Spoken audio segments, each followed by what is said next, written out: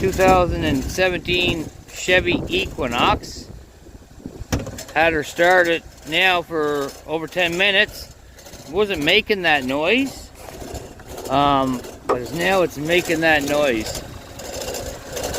Just wondering if anybody out there that's mechanic might have an idea what this sound is.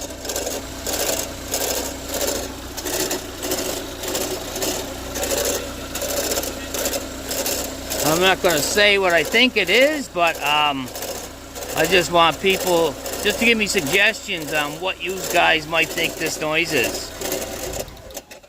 There's no engine light on. There's no engine light on. Car was started for what? 10-15 minutes? Yeah, before it started doing that noise. So yeah, just let me know what you think.